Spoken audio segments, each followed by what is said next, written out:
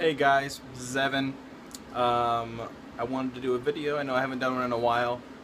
Been really busy trying to get caught up on product and whatnot, and I want to do a video really quick on T3 flanges, or flanges in general, and how I get, round to oval, which isn't too hard.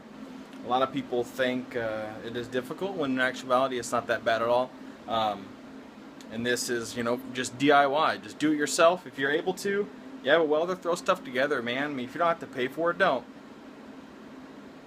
So yeah, T3 flange, which typically I use 2 1/4 inch because it really dollies out the best and fits the best.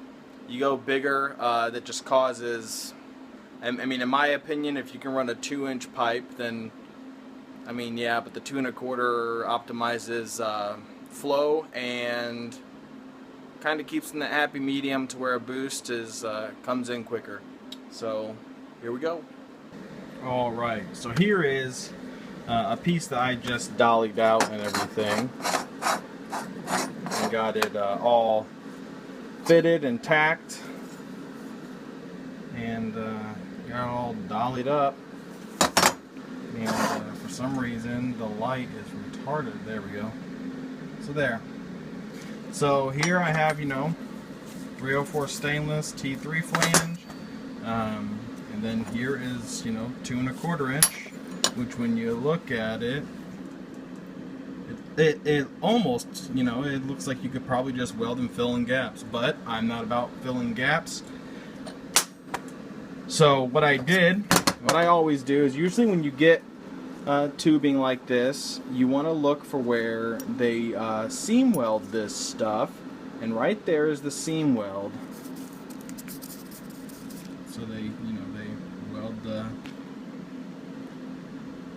pipe together. I mean, you can buy seamless stuff, and that's fine, but when you do it, you wanna first start by crimping it in a vise, pretty much. And I'll get the camera set up and stuff, and we'll get to doing it.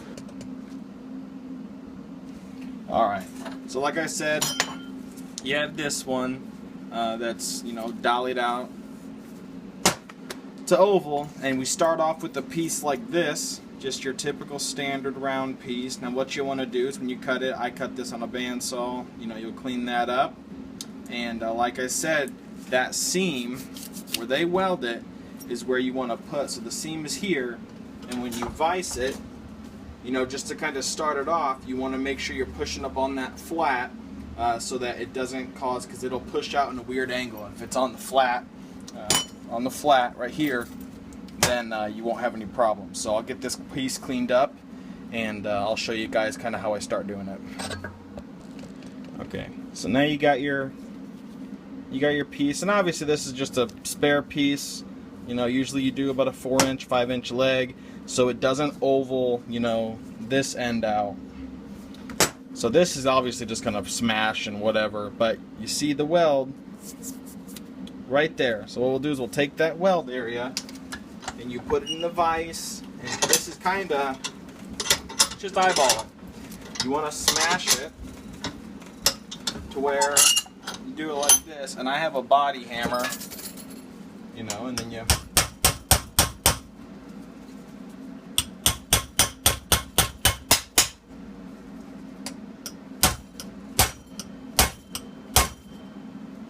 now this takes time. This is not something that happens within, and you kind of want to put flat edges on it. So then you take it again, you vise it,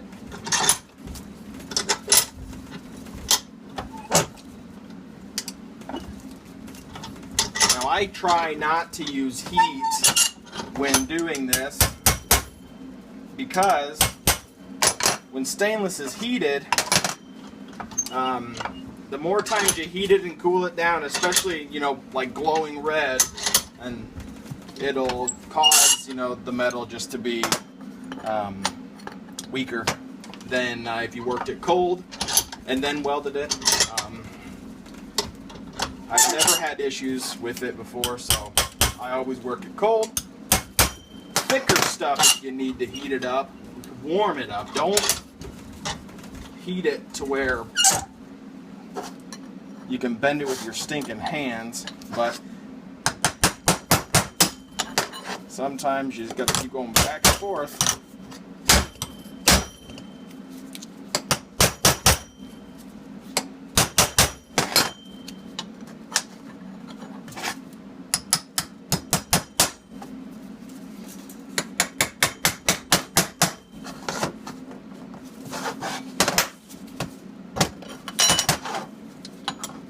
Go.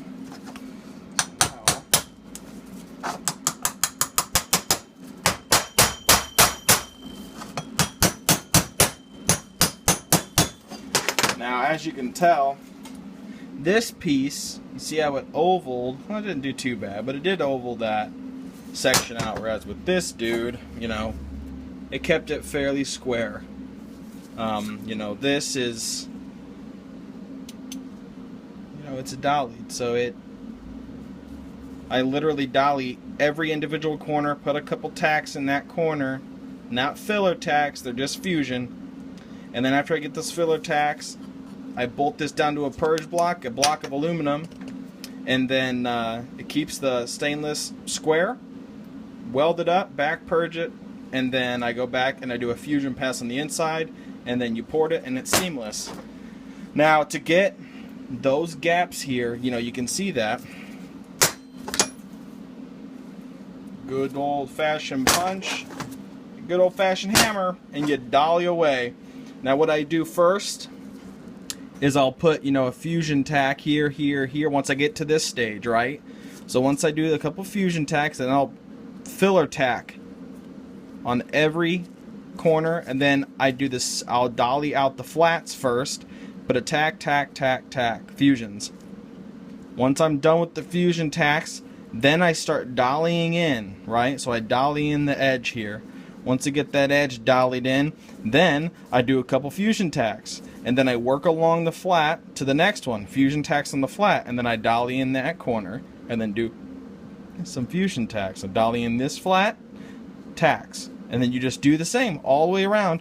And once you do that, because if you don't tack it, this piece will want to move constantly. But if you tack it, then it won't move at all. And even if you just tack on the outside, right? If you just tack on the outside and you don't tack on the inside as you go around, as you dolly in this corner will pull out. And then as you start dollying this corner will back out again. So you won't ever get it to where it's a seamless, where there's no gap. And that's what you want. So as long as you just do that, because this is a pretty critical area. A lot of heat is going through this piece. So as long as you do it right, you won't have any issues. So that's how I do, the 2 1/4 to the oval and the T3 flanges. I'll get this bad boy welded up. I'll get it prepped and get to welding it. Okay, so you can see I've got it bolted down, to a purge block. This is just a fancy purge plug from Streeter Strip Concept. Adam makes a great product. This is typically for manifolds, but I use them. I just fill the gap with aluminum, and there we go. But a lot of people don't understand what the purpose of this is. Stainless steel has chromium in it, so when you weld it without argon shielding gas on the inside of the weld, it oxidizes, therefore making the weld more brittle. And that's why a lot of the cheaper products, cheap eBay stuff, cracks because they don't back purge the products. So what I do is, the tank's open, I turn it up. I usually turn it up to about 15.